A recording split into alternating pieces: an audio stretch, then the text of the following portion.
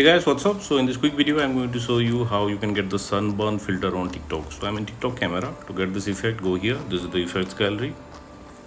Okay, so now I'm in trending section. Slide right here until you see beauty. Go there.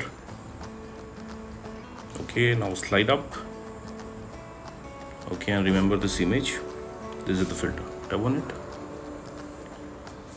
Okay, yeah, this is the filter. Okay, and suppose you are not getting the effect from effect gallery, then what you can do, go to discover and here search for 10 skin. Okay, on the top row you will see the effect icon. Just tap there. Okay, and you will be directed to the effect page. Now from here you can add it to your favorites, and at the bottom of the screen you will see tap to try. Tap there to use this effect.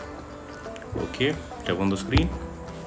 Okay, and suppose you are not getting the effect from discover also, then what you can do, let me go back. Okay, visit this website.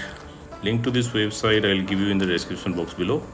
So here in this website you will see the effect icon. Just tap there.